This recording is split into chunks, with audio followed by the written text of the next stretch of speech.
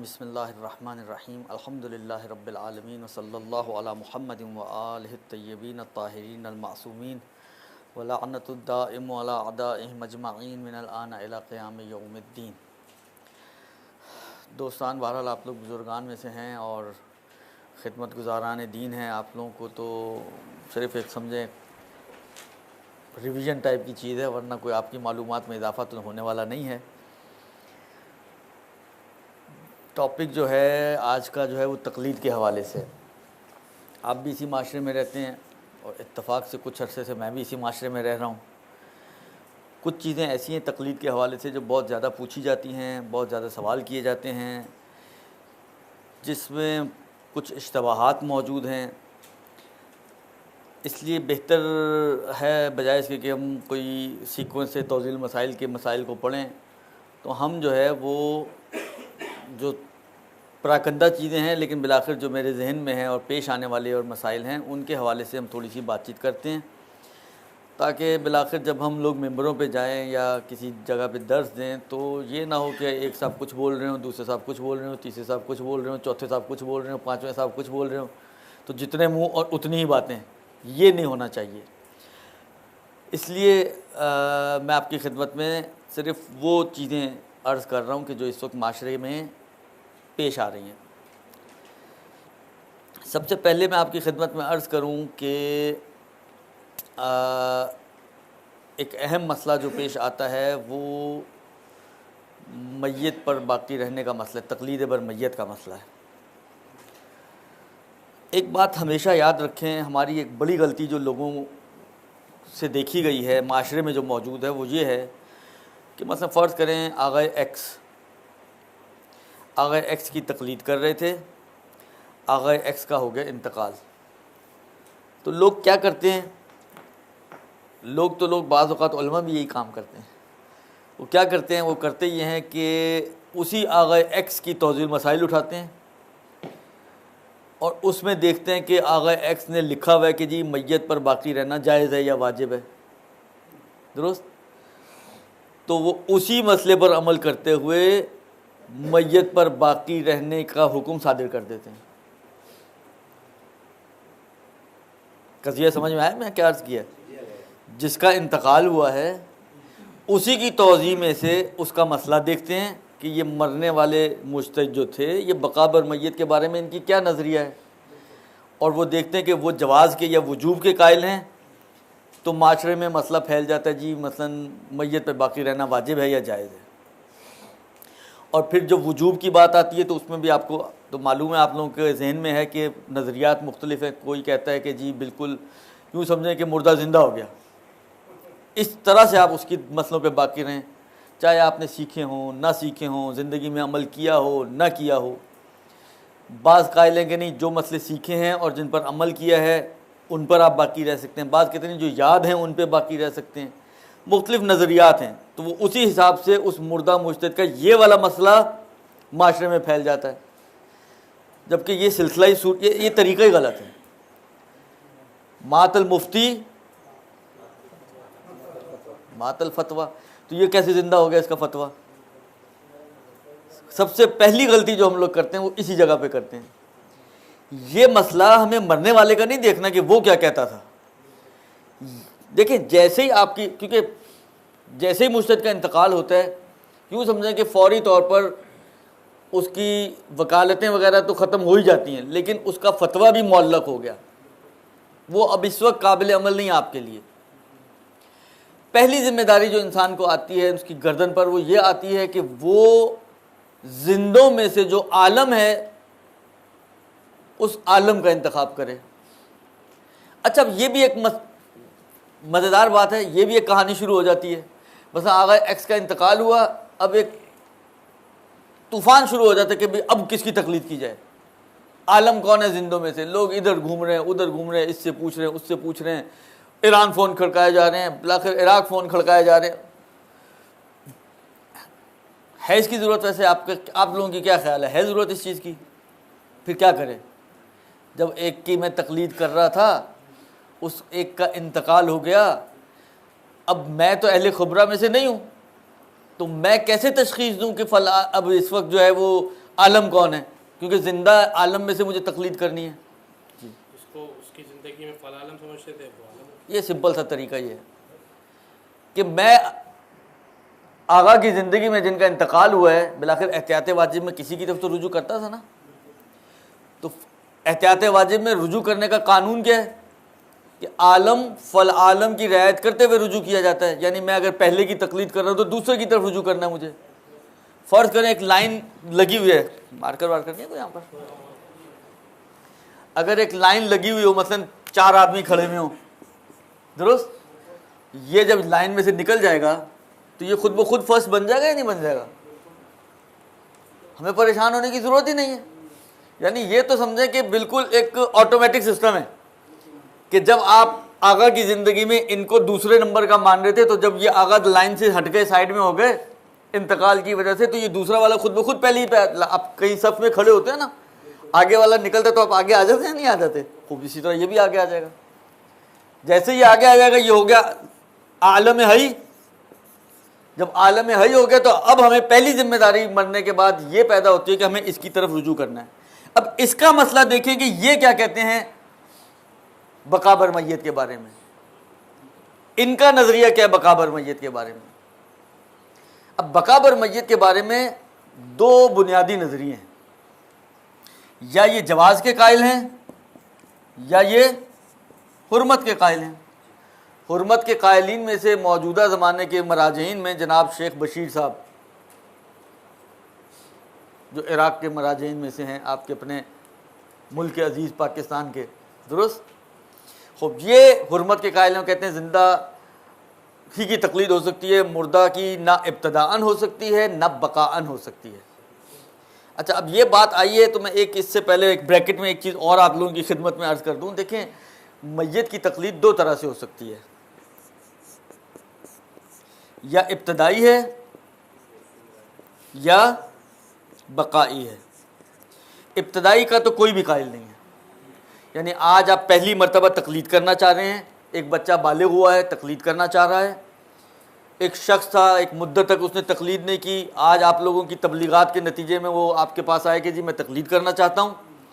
آپ کہیں جی علامہ ہلی بہت علمی شخصیت تھے، آپ علامہ ہلی کی تقلید کر لیں، وہ تو قطعی طور پہ آغا خوئی، آغا خمینی، آغا سیستانی، ان سب سے اوپر تھے، تو آپ آغا ہلی کی، علامہ ہلی کی تقلید کر لیں. آپ کہیں جناب شیخ اعظم انصاری ہو، مبتکر اصول، ان سے آگے تو کوئی تھا ہی نہیں، آپ ان کی تقلید، تو یہ نہیں ہو سکتا. ابتدائی طور پر جب پہلی مرتبہ کوئی شخص تقلید کرنا چاہے تو پہلی تقلید ہی مردہ کی تقلید کرے، یہ نہیں ہو سکتا. لہذا اس کا تو چیپٹر ویسے ہی کلوز ہے. یہ جو میت کی تقلید کی بات ہوتی ہے، یہ بقا بر میت کی بات ہے. یعنی آپ پہلے اس کی تقلید کر رہے تھے اس کی زندگی میں، اس کا انتقال ہو گیا، اب آپ جب آگے آئے اگلے کی طرف، اگر وہ جواز یا وجوب کا قائل ہے تو پھر آپ اس میت کی تقلید پہ باقی رہ سکتے ہیں. لیکن اگر فرض کریں آپ زندوں میں ایکس کے بعد جس کو فل عالم سمجھتے تھے وہ آغا بشیر ہوں بالفرض، اب آپ جب ایکس کا انتقال ہوا تو آغا بشیر آگے پہلے نمبر پر. اب آپ نے آغا بشیر کی منہاج وغیرہ یا جو بھی ان کی عربی رسالہ، کیا نام ہے اس کا، ذہن سے نام میرے نکل گیا، بہرحال ان کا عربی رسالہ کھولیں آپ تو اس میں لکھا ہوا ہے جناب بقا بر میت لا یجوز، تو آپ کا چیپٹر خود بخود کلوز ہو جائے گا. اب آپ کو ان کا اور ان کے بعد ہی کی طرف آگے بڑھنا ہے، پچھلا کاروان آپ کا پیچھے رہ گیا، درست. لیکن اگر آپ نے رجوع کیا ایسے کی طرف کہ جو جواز یا وجوب کا قائل تھا، مثلا آغا خامنائی ہیں یا آغا سیستانی ہیں، آغا یہ دونوں جو ہے بقا بر میت کو جائز مانتے ہیں، اگر ان کی طرف رجوع کیا آپ نے تو پھر ان کے نظریے کے حساب سے جیسا ان کا نظریہ بنے گا اس کے حساب سے آپ میت کے اوپر باقی رہیں گے. تو ہمیں جو دیکھنا ہے یہ مسئلہ کہ بقا بر میت کو آغا جائز مانتے ہیں یا نہیں مانتے، تو مرنے والے کا مسئلہ نہیں دیکھنا، زندوں میں جو عالم ہے اس کو دیکھیں گے. وہ اگر اجازت دیتے ہیں تو ان کی اجازت سے فائدہ اٹھاتے ہوئے پھر ہم آگے بڑھیں گے اور اسی مردہ مجتہد کی تقلید پر باقی رہیں گے. اب یہاں پر میں آپ کی خدمت میں عرض کروں، اگر آغا سیستانی کی طرف اگر کسی نے رجوع کیا ہو، دیکھیں آغا سیستانی کا نظریہ جو ہے وہ وجوب کا ہے، وہ واجب سمجھتے ہیں بقا بر میت کو. اور اس وجوب میں بھی آغا سیستانی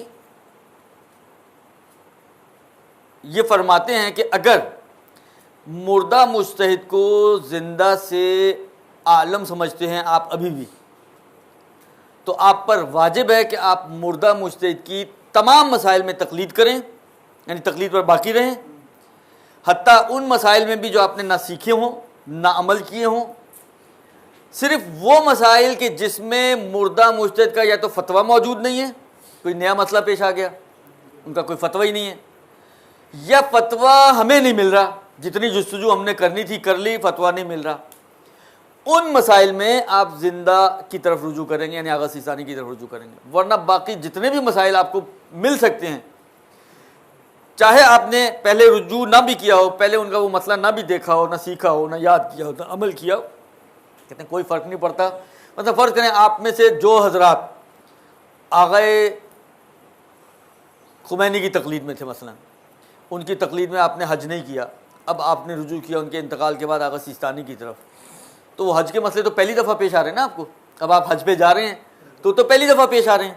دیکھیں یہ مسئلے آپ کو کہ یہ طے کرنا کہ آپ نے کس کے مطابق عمل کرنا، نہیں بہت اہم ہوتا ہے بعض موارد میں، خاص طور پہ حج وغیرہ کے مورد میں، کیونکہ اختلافات کئی ہیں۔ طے تو ہو، مطلب ممکن ہے میرا زندہ اور میرا اپنا ہی مردہ ان کے فتووں میں اختلاف ہو، تو یہ طے پہلے ہونا چاہیے کہ آپ نے عمل کس کے فتوے پر کرنا ہے۔ آغا سیستانی کہتے ہیں کہ اچھا یہ مسئلہ ہو سکتا ہے نا، مثلا فرض کریں آپ نے پیچھے 3-4 کی تقلید کی ہو، ایک سے دوسرا، دوسرے سے تیسرا، تیسرے سے چوتھا، اب آپ 5ویں مرحلے پر آئے ہوں آغا سیستانی کے پاس، تو اب ان 4 میں سے کس کی آپ تقلید پہ باقی رہیں گے؟ مثلا اے بی سی ڈی کی تقلید کی، اے کی انتقال کے بعد بی کی، بی کے انتقال کے بعد سی کی، سی کے انتقال کے بعد ڈی کی، ڈی کے انتقال کے بعد اب آغا سیستانی کی، اب ہم کس پہ باقی رہیں گے؟ آغا کہتے ہیں جی میت پہ باقی رہنا واجب ہے، اے پہ باقی رہیں گے، بی پہ باقی رہیں گے، سی پہ باقی رہیں گے، ڈی پہ باقی رہیں گے، کس پہ باقی رہیں گے؟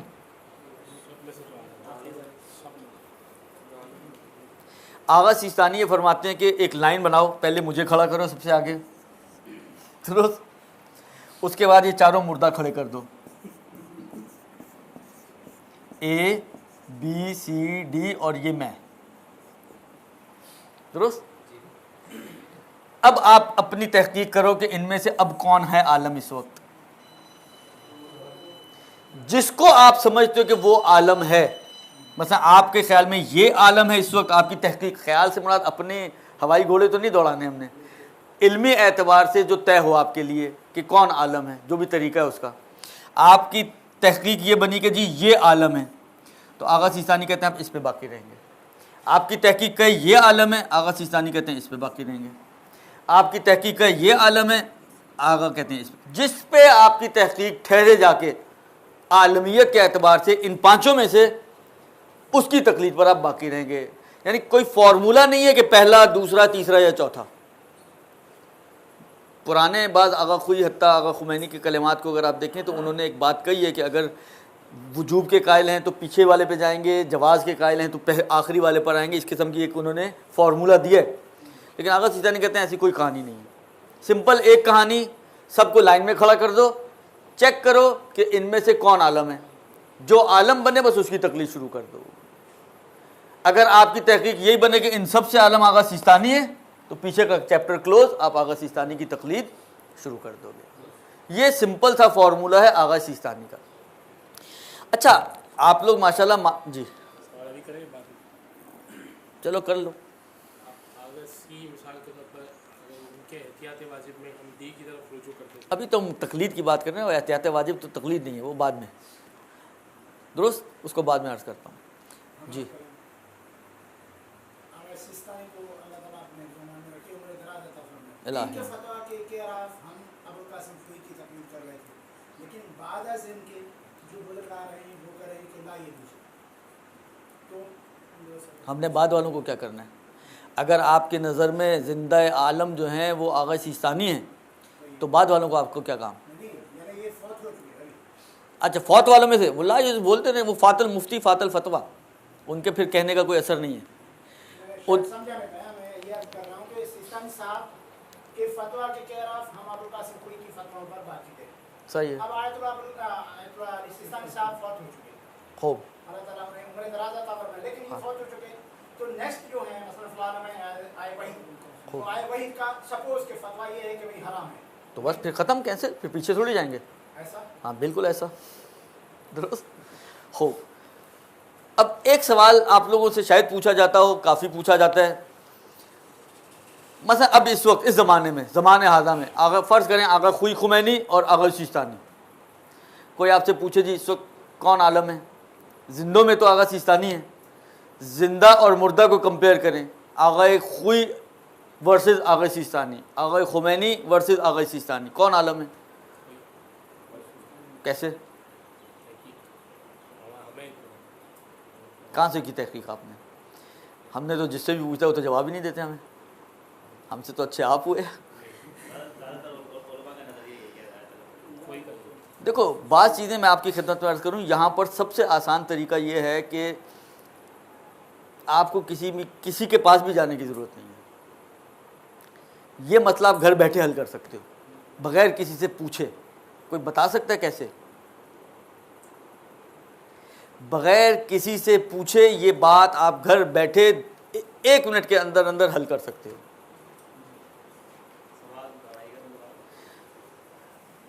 अब आज के ज़माने में कोई अगर आके आपसे पूछे कि अब इतना 25 साल आगा खुमैनी के इंतकाल को मसलन गुजर गए, आगा खुई के इंतकाल को इतनी मुद्दत गुजर गई, कोई आपसे पूछे जी अब इतना फ़र्क फासला आ गया है तो अब इस वक्त कौन आलम है, खुई या सिस्तानी, खुमैनी या सिस्तानी, तो क्या जवाब देंगे आप? हैं? इसका ये पॉसिबल शायद एंगल ये जवाब हो सकता है कि अगर एक अरसा ऐसा था कि सिर्फ आगे खुई की तकलीफ हुई, उसके अलावा तो ऐसा नहीं, बाकी मुश्तरीन के साथ साथ कोई और है, तो उससे क्या फ़र्क पड़ता है? ये एक जवाब हो सकता नहीं, इससे कैसे साबित होगा कि अभी भी आगा खुई ही मसलन आलम है? भाई देखिए, मुर्दा की तकलीद को आम तौर पर फ़ुक़हा उस सूरत में जायज़ मानते हैं कि जब आप मुर्दा को ज़िंदा से आलम मानें। जब तक आलमियत है उनकी तकलीद पे बाकी हैं। आज आपके लिए तय हो जाए कि जी आगा सिस्तानी का इल्म आगा खुई से आगे चला गया, आलमियत उनकी तरफ मुंतकिल हो गई, तो वो पीछे ख़त्म हो जाएगी कहानी आपकी। तो अब अगर आपसे कोई 25 साल बाद पूछता है आगा खुई के इंतकाल के कि अब बताएं आप इस वक्त ज़माने हाज़ा में आगा खुई का इल्म ज़्यादा या आगा सिस्तानी का है?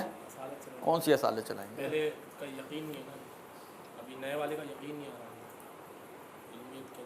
25 साल में आगा सिस्तानी का इल्म आगा खुई से ज़्यादा हो गया होगा। ये लो, ये कह रहे हैं हो गया होगा ज़्यादा, तो वाज़ेह सी चीज़ है। हो गया होगा, वो तो कब्र में सो रहे हैं और ये अभी भी काम कर रहे हैं। सीसाई साहब को तो शक देखिए ये बच्चा जो कह रहा है कह सही रहा है।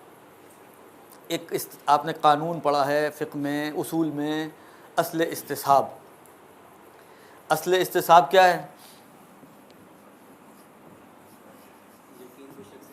अस्ल इस्तिसाब का मतलब आसान अल्फाज में मैं ये कहता हूँ, जो था वो है, जो था।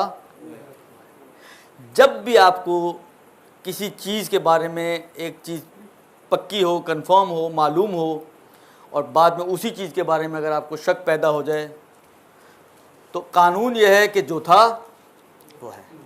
सुबह आपने वज़ू किया, अभी बैठे बैठे आपको ख्याल है कि ओहो मैंने तो अभी तक ज़ोहर असर की नमाज ही नहीं पढ़ी।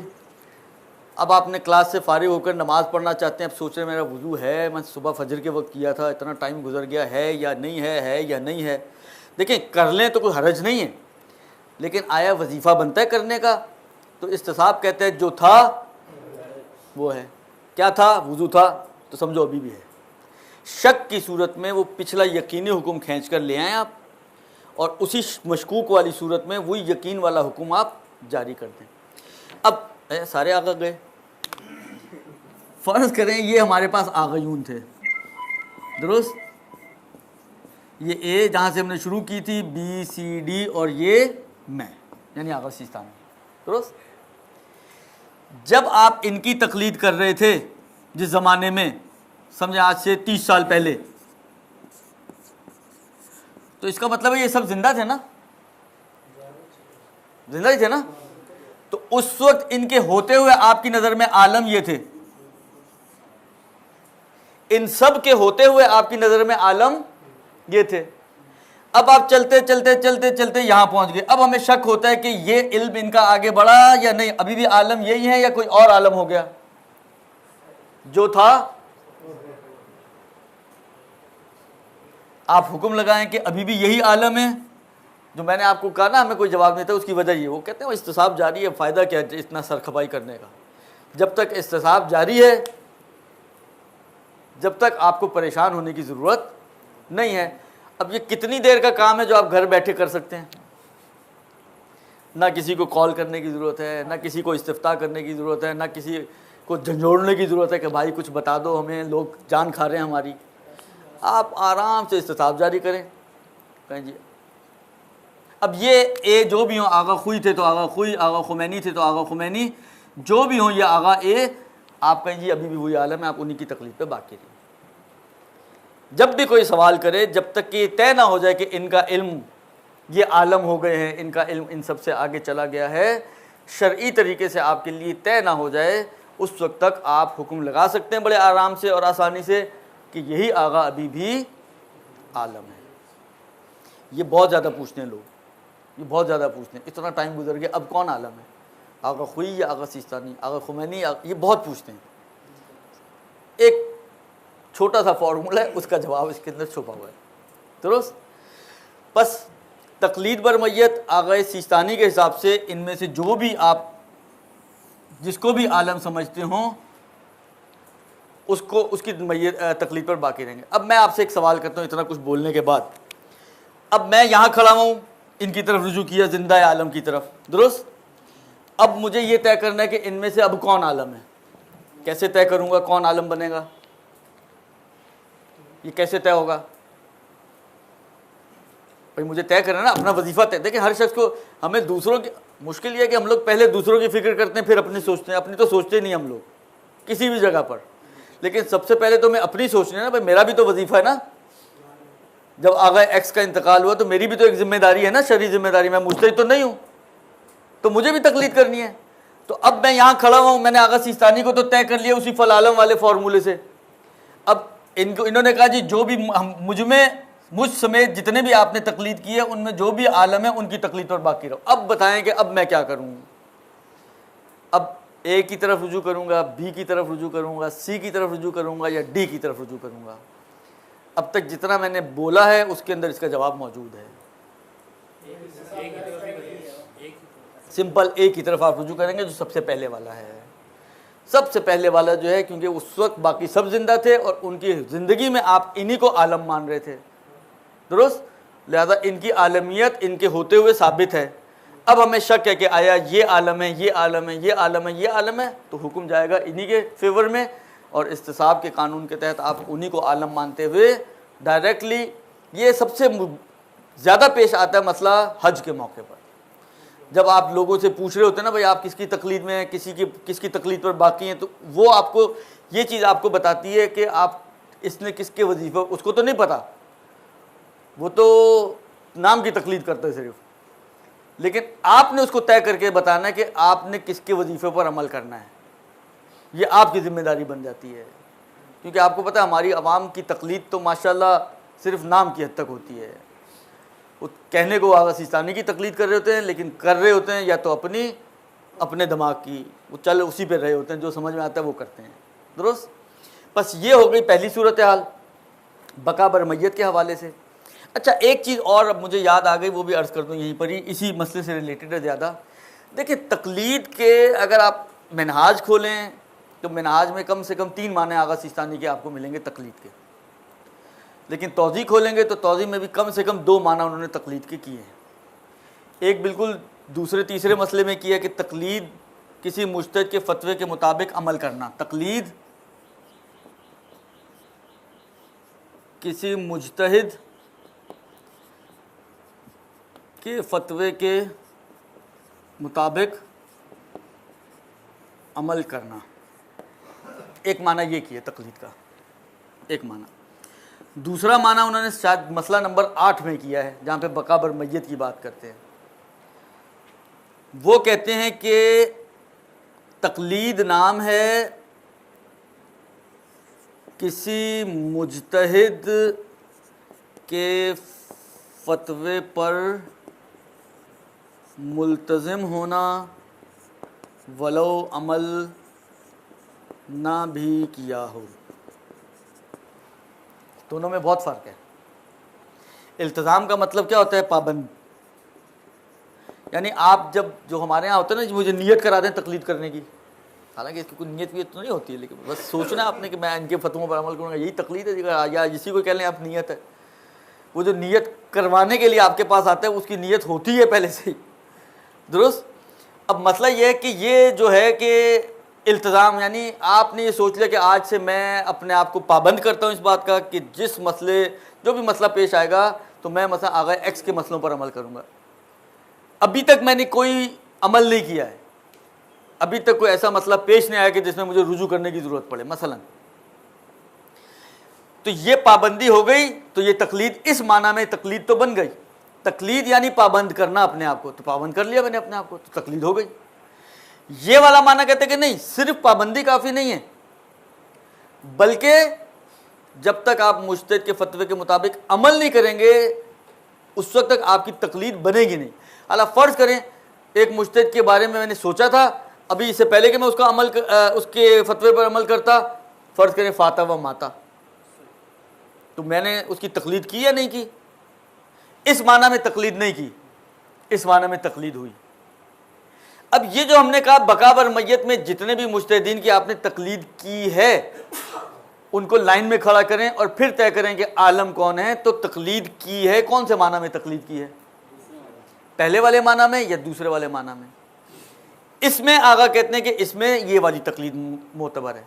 यानी अगर आपने किसी मुज्तहिद के बारे में ये तय भी कर लिया था कि मैं इसी के मसलों पर अमल करूँगा, चाहे अभी तक आपने उसके मसले पर अमल ना भी किया हो, आप उसको लाइन में खड़ा कर सकते हैं। यानी वो लाइन में खड़े होने का एलिजिबल हो जाएगा, लाइन में खड़े होने की उसके अंदर सलाहियत पैदा, चाहे अमल ना भी किया हो, दुरुस्त। लिहाजा जो भी मैंने मिसाल की, अभी आपने पाबंदी का सोचा था और उनका इंतकाल हो गया, तो वो यहाँ पर खड़े होने की सलाहियत पैदा कर गए, आप उनको यहाँ खड़ा करेंगे। अब आप चेक करें कि सब में से आलम कौन है। तो इस मसले में जो बकाबर मैयत वाला मसला है, उसमें जो तकलीद का माना मोतबर माना है आगा ने, वो इल्तिज़ाम वाला माना है कि अगर आपने पाबंदी की थी और मुल्तज़िम हो गए थे इस बात के कि मैं अपने मसाइल इन्हीं के फतवों पर अमल करूँगा, तो चाहे अभी अमल ना भी किया हो तो वो इस लाइन के अंदर खड़े होने की सलाहियत उनमें आ गई। लिहाजा जब मुर्दा मुज्तहिदों की लाइन लगेगी तो उसमें उनको भी आपको खड़ा करना होगा। अगर ये वाला माना होता तो फिर ये इसमें खड़ा ना होते। अगर ये वाला माना मुराद होती उनकी जिसमें अमल ज़रूरी है, तो फिर ये वाला मुज्तहिद के जिसको आपने पाबंदी की थी वो यहाँ पे खड़े ना होते। लेकिन क्योंकि ये वाला माना मानते हैं इस मसले में, ये माना सिर्फ इस मसले की हद तक है, यानी आगा सिस्तानी के नज़रिए में तकलीद का ये वाला माना सिर्फ बकाबर मैयत के चैप्टर में मोतबर है। बाकी नॉर्मल जो है उसके अंदर वो ये वाला माना नहीं करते हैं, नॉर्मल में ये वाला माना नहीं करते हैं। ये एक चीज़ समझ में आ गया आप लोगों को। अब हम एक कदम आगे बढ़ाते हैं, और वो ये कि कहाँ गई ये डिस्टर्ब, कहाँ गई, एक कदम हम और आगे बढ़ाएं। अगर इसी, ये तो हो गया ना हमारा, ये हो गया बकाबर मैयत से रिलेटेड। ये जो माना हमने किया है, ये वाला माना, ये माने के दो अफराद बनते हैं। इसके भी यानी ये समझे ये तकसीम हो जाता है दो में, दुरुस्त। एक ये है कि ये जब आप मुज्तहिद के फतवे के मुताबिक अमल करते हैं तो इस अमल के अंदर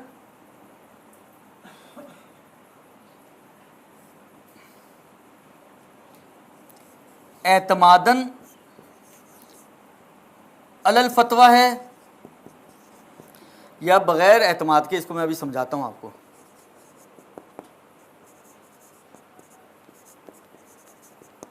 सिर्फ मुताबिकत, दुरुस्त। देखिए क्या है, मतलब फ़र्ज़ करें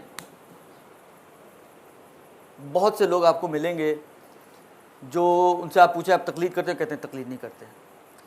लेकिन अगर उनका अमल, मतलब जो नमाज वो पढ़ रहे हैं, उनकी ये बताई हुई नमाज مجتہد کہ جس کی اس وقت اس کے حق میں تقلید ضروری تھی، جو بھی ہے وہ ایکس وائی زیڈ، وہ تو وہ خود طے کرے گا، لیکن جو بھی ہوگا کوئی نہ کوئی تو ہوگا نا جس کی تقلید اس کی گردن پر واجب ہوگی. تو اگر اس کا عمل اس کے فتوے کے مطابق ہے تو آغا سیستانی کہتے ہیں کہ یہ بھی تقلید ہے. صرف مطابقت کافی ہے تقلید کے لیے. یعنی نارملی جو ابھی اگر فرض کریں اس زمانے میں بھی اگر کہا جائے تو اگر ہمارا عمل آغا کے فتووں کے مطابق ہے تو ہم آغا کی تقلید میں ہیں، چاہے ہم نے اعتماد علی الفتویٰ نہ بھی کیا ہو. اتفاقاً آپ نے کوئی عمل، میں نے کہا نا بہت سے لوگ تو نام کی تقلید کرتے ہیں، فتویٰ وہ اپنا چلا رہے ہوتے ہیں. اب ایک مسئلہ پیش آیا، انہوں نے ایک عمل کر لیا، اتفاق ایسا ہوا کہ یہ عمل مجتہد کے فتوے کے مطابق نکل آیا، تو آغا سیستانی کہتے ہیں یہ کافی ہے. یعنی نہیں کہلائے گا کہ اس نے تقلید نہیں کی. اس سے پوچھو گے تو اس کے خواب میں بھی نہیں آئے گا کہ آغا کا فتویٰ یہ ہے، اس کو تو پتہ ہی نہیں ہے، اس نے تو توضیح کھولی نہیں ہے. اس نے تو اپنے ذہن سے ایک چیز پر عمل کیا. مثلا من باب مثال عرض کروں، اس کو نماز میں شک ہوا 3 اور 4 کا، بڑا سوچا اس نے جو ہے سوچا چلو میں 4 ہی سمجھ لیتا ہوں. 4 سمجھ لی اور بعد میں سنایا کہ اوپر عمل کرتے ہوئے اس نے 1 رکعت نماز احتیاط بھی پڑھ لی. اب اتفاق سے آپ جا کے توضیح المسائل کھولیں تو آقا کا فتویٰ بھی یہی ہے کہ جب بھی 3 اور 4 میں شک ہو جائے 4 پر بنا رکھو، 1 رکعت نماز احتیاط پڑھ لو. کام اس نے وہی کیا جو فتویٰ ہے ان کا، لیکن یہ سمجھتے ہوئے نہیں کیا کہ میں آغا سیستانی کے فتوے پر عمل کر رہا ہوں، اس لیے کہ ان کے فتوے کا تو اس کو پتہ ہی نہیں کہ کیا ہے. لیکن کیونکہ اس کا عمل ان کے فتوے کے مطابق ہے لہذا آغا سیستانی کہتے ہیں کہ یہ بھی تقلید کہلائے گی اور یہ عمل اس کا صحیح ہو جائے گا. درست. یہ جو اعتمادن والا مسئلہ ہے یہ پھر کہاں پر آئے گا؟ تیسرا معنی جو ہے تقلید کا، کہتے ہیں یہ آتا ہے ان جگہ. ایک مسئلہ ہے توضیح میں بھی شاید دیا ہوا ہے میرا خیال میں جو مجھے یاد پڑ رہا ہے، کہ اگر آپ نے کسی مجتہد کی تقلید کی صحیح طریقے سے، ٹھیک ہے، پھر ان کا انتقال ہو گیا، پھر آپ نے کسی زندہ کی صحیح طریقے سے تقلید کی، تو اب آپ اگر فرض کریں کہ وہ جائز نہ بھی مانتا ہو بقا بر میت کو، آپ مردہ مجتہد پر اب واپس نہیں جا سکتے. یا بلکہ اس کی میں دوسری ایک مثال بناؤں، اس میں اشتباہ زیادہ ہو جائے گا. مثلا فرض کریں آپ نے یہ ہوا ہے بہت زیادہ، یعنی یہ بہت زیادہ ہوا ہے. وہ کیا ہوا کہ مثلا فرض کریں کہ آپ جو ہے آغا سیستانی کی آپ نے تقلید کی، ذمہ داری بنتی تھی کہ آپ آغا خوئی پہ باقی رہیں یا آغا خمینی پہ باقی رہیں. آپ کو تو پتہ ہے ہمارے معاشرے کے علماء حضرات ماشاءاللہ کسی سے پوچھ لیا انہوں نے کہا نہیں آپ آغا سیستانی پہ باقی نہیں، کوئی مسئلہ نہیں.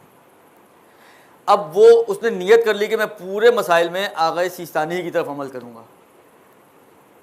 درست. تو آیا اب یہ مردہ پہ جا سکتا ہے نہیں جا سکتا؟ ایک مسئلہ دیا ہوا ہے، منہاج میں بھی دیا ہوا ہے، توضیح میں بھی مجھے یاد پڑ رہا ہے شاید دیا ہوا ہے کہ اگر زندہ کی طرف رجوع کر لے تو اب وہ مردہ کی طرف واپس نہیں جا سکتا. یہ والا جو مسئلہ ہے کہ زندہ کی طرف رجوع کر لے، اس میں یہ والی معنی کیا انہوں نے تقلید کی طرف. زندہ کی طرف رجوع کرے یعنی زندہ کے فتوے پر اعتماداً علی الفتویٰ، یعنی جو میں عمل کروں اس کے فتوے کو دیکھ کر اور اس کے فتوے پر اعتماد کرتے ہوئے اگر عمل کر لوں زندہ پر تو اب میں واپس مردہ کی طرف رجوع نہیں کر سکتا. لیکن یہ جو مسئلہ ہے یہ اس صورت میں ہے کہ جب میرا زندہ کی طرف رجوع کرنا صحیح ہو، فی محل ہی ہو. یہاں پر تو فرض یہ ہے کہ میں نے اشتباہاً زندہ کی طرف رجوع کیا ہے، تو ایسے موارد میں تو آغا سیستانی کہتے ہیں کہ یہ تمہارا زندہ کی طرف جو مطلقاً تم نے رجوع کر لیا، یہ مطلقاً رجوع کرنا صحیح نہیں ہے. آپ کی ذمہ داری تھی کہ آپ صرف پہلا مسئلہ دیکھتے بقا بر میت والا اور اس کے بعد آپ فیصلہ کرتے کہ آپ کو ان کی تقلید کرنی ہے یا ان کی تقلید کرنی ہے. یہ جو آپ نے فیصلہ کیا کہ آپ کو انہی کی تقلید کرنی ہے، یہ ایک اشتباہ کی وجہ سے کیا ہے. تو یہ اشتباہ والے موارد اس میں شامل نہیں ہیں. اس میں وہ والا مورد شامل ہے کہ جب واقعاً آپ کی ذمہ داری بن رہی تھی کہ آپ آغا سیستانی کی طرف رجوع کر لیں. اب جب آپ نے ایک دفعہ آغا سیستانی کی طرف رجوع کر لیا تو اب آپ پھر مردہ مجتہد کی طرف نہیں جا سکتے. ادھر جو تقلید کا معنی ہے وہ یہ والا معنی کیا، تیسرا معنی. پس بقا بر میت میں التزام والا معنی، جواز عدول والے مسئلے میں کہ زندہ سے مردہ کی طرف واپس پلٹنے والے مسئلے میں اعتماداً العمل طب کے فتویٰ اعتماداً علی الفتویٰ، عمل طب کے فتویٰ مجتہد و اعتماداً علی الفتویٰ مجتہد، یہ دو۔ اس کے علاوہ باقی جو موارد بنتے ہیں، جتنے بھی موارد بنتے ہیں جو نارمل ہماری زندگی کے بھی موارد ہیں کہ ہم تقلید کرتے ہیں نہیں کرتے ہیں، کرتے ہیں تو کس معنی میں کرتے ہیں، وہ تیسرا والا معنی ہے کہ مطابقت عمل مع الفتوی المجتہد، وہ مجتہد کہ جس کی تقلید اس وقت آپ کی گردن پر ضروری ہے۔ یہ بقا برمیت اور یہ اس حوالے سے جو باتیں تھیں آپ کی خدمت میں عرض کی۔ ایک اور مسئلہ میں آپ کی خدمت میں عرض کروں، یہ بھی سمجھنے کی بات ہے، اس کو سمجھا شاید صحیح طریقے سے نہیں گیا ہے۔ ہم کہتے ہیں کہ جی تقلید کے بغیر عمل باطل ہے، آپ لوگ کہتے ہیں نہیں کہتے ہیں علماء حضرات؟ آپ نہیں کہتے؟ سب کہتے ہیں، سب میں سے ایک کو کم کر دیں یہ نہیں کہتے۔ خوب کیوں نہیں کہتے بھائی؟ آپ تو منہاج میں لکھا ہوا ہے۔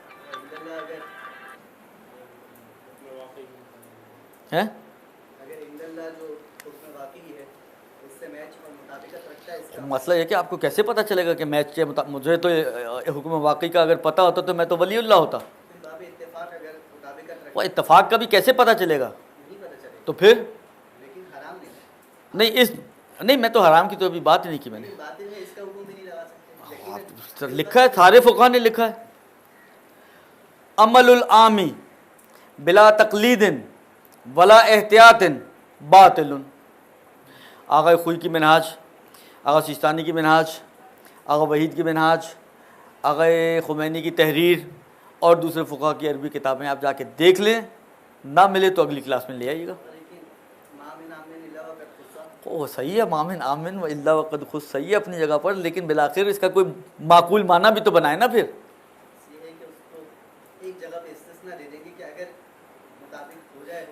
دیکھیں آپ مجھے یہ بتائیں کہ میں اس مادی دنیا میں جتنا سال گزارتا ہوں کیا میرے لیے پاسبل ہے کہ میں علم بے واقع حاصل کر سکوں؟ تو پھر میں کیا، میرے لیے کیا حکم ہے اب یہ بتاؤ آپ؟ میں تقلید نہیں کرتا، عمل بھی کر رہا ہوں اور بقول آپ کے باطل بھی نہیں ہے، علم بھی نہیں ہے مجھے واقع کا، پھر میں کیا کروں گا؟ ایسے ہی چلتا رہے گا، صحیح ہو جائے گا کام؟ حالہ نہیں کر رہا نا، کہا ہے فقہا نے بھائی، میں اپنے پاس سے تھوڑی، میں تو عبارت ان کی پڑھ کے سنا دی آپ کو۔ عمل العامی بلا تقلید ولا احتیاط باطل۔ بنتا یہ بات صحیح کر رہے ہیں، کچھ ان کے ذہن میں ہے، کچھ باتیں صحیح کہہ رہے ہیں، لیکن اس کا معنی کیا ہے؟ باطل سے کیا معنی ہے؟ دیکھیں ایک دفعہ آپ کہتے ہیں کہ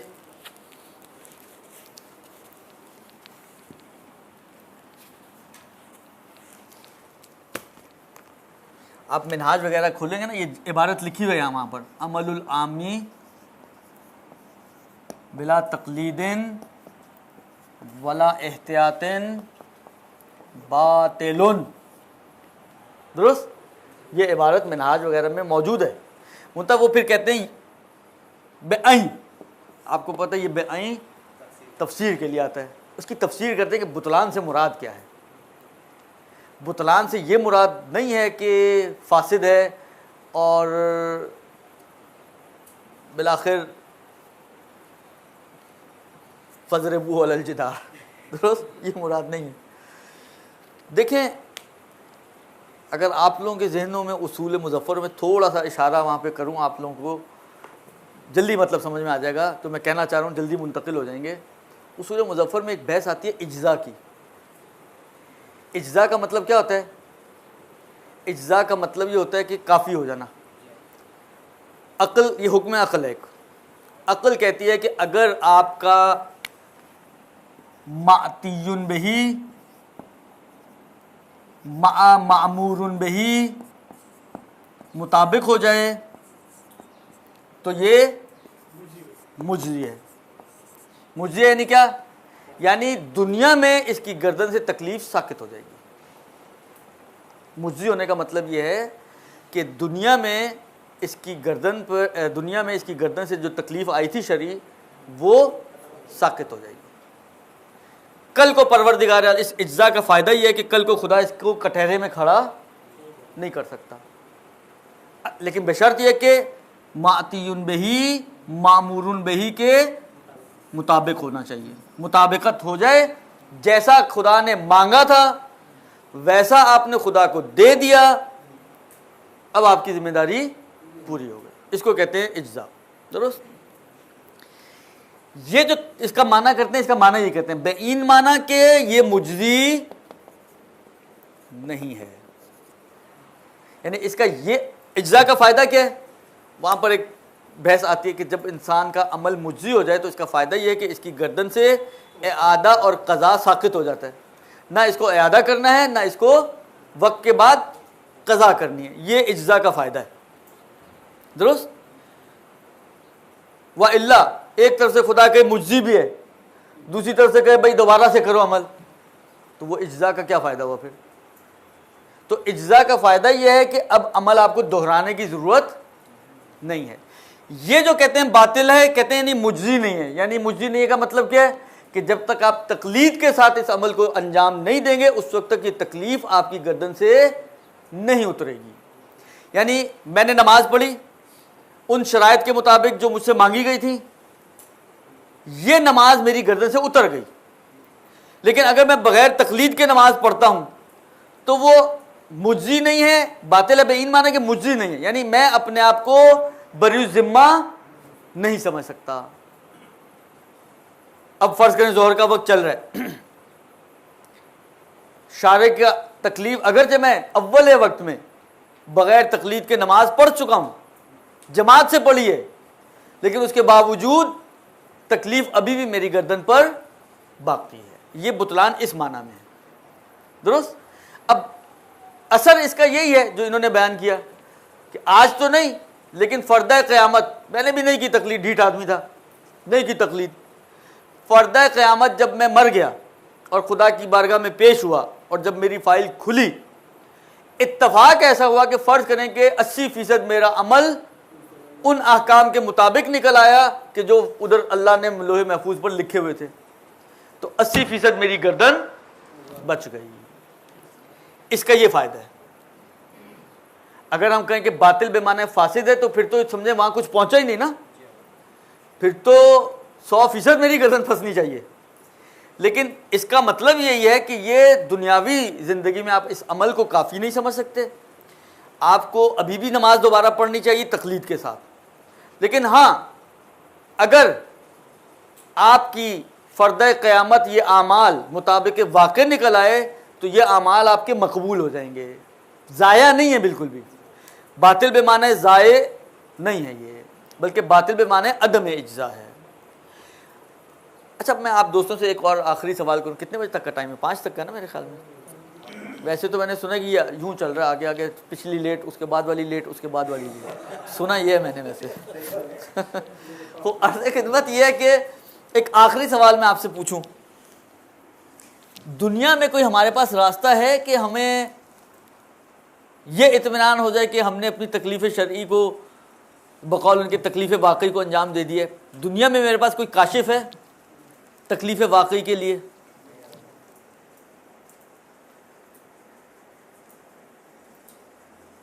جی اسد صاحب، احتیاط کا طریقہ دنیا میں ہمارے پاس جو راستہ ہے وہ ہے احتیاط کا راستہ۔ دیکھیں احتیاط کا جو معنی فقہا کرتے ہیں، آپ لوگ ماشاءاللہ پڑھے لکھے لوگ ہو، آپ لوگوں کا اندازہ ہو رہا ہے مجھے، ایک تو میں مشورہ آپ کو یہ دوں گا کہ آپ لوگ توضیح نہ پڑھا کریں، آپ لوگ منہاج پڑھا کریں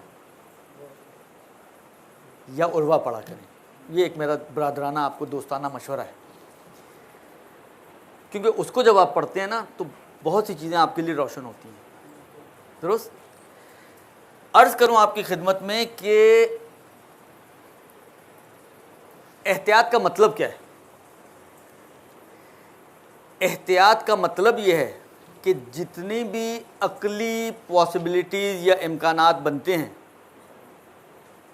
عمل اس طرح سے کریں کہ وہ سارے امکانات پر عمل ہو جائے۔ درست؟ مطلب فرض کریں میں نے کسی سے قرضہ لیا ہوا ہے، میں سوچ رہا ہوں کہ میں نے اس سے 100 روپیہ لیا تھا یا 200 روپے لیے تھے۔ ایک امکان یہ ہے کہ میں نے اس سے کیا لیا تھا، اور ایک امکان یہ ہے کہ میں نے اس کو کیا لیا تھا، دو امکان ہیں، بڑھا بھی سکتے ہیں آپ، تیسرا امکان بھی لا سکتے ہیں کہ 300 روپیہ لیا تھا، درست؟ تو جو شخص احتیاط کرنے والا ہے وہ اگر 300 دے دے تو یہ بھی کور اور یہ بھی کور، اور یہ تھا تو سب کچھ کور ہو گیا نا۔ تو اب آپ کو یہ یقین ہو جائے گا کہ جو لوہے محفوظ میں میری گردن پر اس کے نام پہ لکھا ہوا تھا وہ کیا ہو گیا، وہ ختم ہو گیا۔ تو احتیاط کا طریقہ وہ طریقہ ہے کہ جو دنیا میں اگر آپ احتیاط پر عمل کر لیں تو وہ احتیاط آپ کو واقع تک پہنچا دیتی ہے، درست؟ صحیح ہے، آپ کو یہ پتہ نہیں ہوگا کہ آپ نے واقع یہ تھا یا یہ، لیکن اتنا پتہ ہو جائے گا، آپ کو یقین ہو جائے گا کہ جو تھا واقع، جو بھی تھا 100 200 300 وہ واقع آپ نے ادا کر دیا، اس واقع تک آپ پہنچ گئے، اس واقع کو آپ نے پورا کر لیا۔ آپ کو شک ہے کسی جگہ پہ آپ کھڑے ہوئے، مثلا جا رہے ہیں سفر پہ جا رہے ہیں، ایک جگہ پہنچ گئے، آپ سٹے کیا، آپ نے کھانے کے لیے بس رکی، اب آپ کو نہیں پتا آپ کتنا سفر کر چکے ہیں، تو آپ کو ڈاؤٹ ہو گیا کہ اب یہ جگہ جو ہے میری نماز آیا قصر ہے یا تمام ہے۔ اگر آپ دونوں پڑھ لیں گے تو بالآخر واقع میں لوہے محفوظ پر یا قصر لکھی ہوگی یا، تو آپ کی دونوں پڑھنے سے واقع ملا آپ کو یا نہیں ملا؟ تو احتیاط واحد طریقہ ہے ہمارے پاس دنیا میں کہ ہم جس کے ذریعے واقع کو درک کر سکتے ہیں۔ اس کے علاوہ ایک طریقہ تفضلی ہے، وہ یہ کہ کسی کے امام سے ملاقات ہو جائے علیہ السلام سے اور وہ اس کو گائیڈ کر دیں، تو وہ تفضلی ہے دیگر۔ لیکن جو سب کے لیے ایک عمومی راستہ ہو سکتا ہے وہ یہ احتیاط کا ہو سکتا ہے۔ البتہ احتیاط کیونکہ پھر آپ لوگ، میں نے کہا نا کہ ماشاءاللہ ایک تو فائدہ مجھے یہ ہو رہا ہے آپ لوگوں کے ساتھ بات چیت کرنے کا کہ کوئی اصطلاحی لفظ بھی آ جاتا ہے تو چل جاتا ہے، تو آپ لوگ ماشاءاللہ اگر رسائل وغیرہ آپ لوگوں میں سے جنہوں نے پڑھی ہوئی ہے ان کے ذہن میں ہوگا کہ وہاں پر ایک بحث کی ہے انہوں نے کہ اگر ہمارے لیے ممکن ہو کہ ہم علم حاصل کر سکیں تو اس علم حاصل کرنے کے باوجود احتیاط پر عمل کر سکتے ہیں یا نہیں کر سکتے ہیں، تو تقریباً مشہور فقہاء کا نظریہ یہی ہے کہ جی ہاں، ان کے باب علم آپ کے لیے کھلا ہو، مثلا ساتھ والے کمرے میں امام بیٹھے ہوں، مثلا اب آپ یہاں کھڑے ہو کے سوچ رہے ہیں کہ مجھے قصر پڑھنی ہے تمام، مولا سے جا کے پوچھیں گے، مولا بتا دیں گے بھی تمہاری نماز قصر ہے یہ تمام، آپ نہ پوچھیں اور یہیں کھڑے ہو کر دونوں نمازیں پڑھ ڈالیں، یہ بھی صحیح ہے عمل، کیونکہ احتیاط ہے بہرحال، درست؟ لہذا احتیاط کو ہے تو جائز طریقہ، لیکن وہی والی بات ہے ہاں کہ یہ تھوڑی مشکلات والا راستہ ہے، کیونکہ یہ تو ہم نے جو مثالیں بنائی ہیں بہت چھوٹے پیمانے کی مثالیں بنائی ہیں نا۔ میں ایک چھوٹی سی مثال دوں آپ کو، مثلا فرض کریں آپ کو ظہر اور عصر کی نماز پڑھنی ہے، دو نمازیں ہیں پہلے سے ہی، درست؟ قبلہ آپ کا مشتبہ ہے 4 میں سے کسی ایک طرف، جو احتیاط کرنے والا ہوگا تو کیا کرے گا، 4 نمازیں پڑھے گا، ویسی 2 تھیں 4 8 نمازیں ہو گئیں، درست؟ حالا اب آپ کے پاس 2 لباس ہیں، 2 میں سے کوئی ایک مشتبہ ہے بالنجاست یا بالغصبیت، 16 ہو گئی۔ پھر مہر جو آپ کے پاس اتفاق سے وہ بھی 2 مہر تھے، دونوں میں سے کوئی ایک نجس اور ایک پاک، تو اسی طرح یہ اب آپ کو فرض کریں 32 نمازیں پڑھنی پڑیں، ایک نماز کے پیچھے 32 نمازیں، تو ہم لوگ ایک بڑی مشکلوں سے پڑھتے ہیں بھائی، تو 32 پڑھیں تاکہ ایک صحیح ہو، تو یہ بہرحال تقلید اچھی ہے اس سے، درست؟ لہذا یہ ایک صورتحال ہے۔ بہرحال آج ہم اس کو یہیں پہ ختم کرتے ہیں، اور انشاءاللہ العزیز بشرط حیات اگلی دفعہ دیکھیں کسی اور ٹاپک کو چھیڑیں گے آپ کے لیے۔ صلی اللہ علیہ وآلہ وسلم۔ آئندہ کلاس 2:30 بجے ہوگی، انشاءاللہ آئندہ سے کلاس 2:30 بجے ہوگی، آدھا گھنٹہ ہم نے آگے کر دیا کیونکہ جو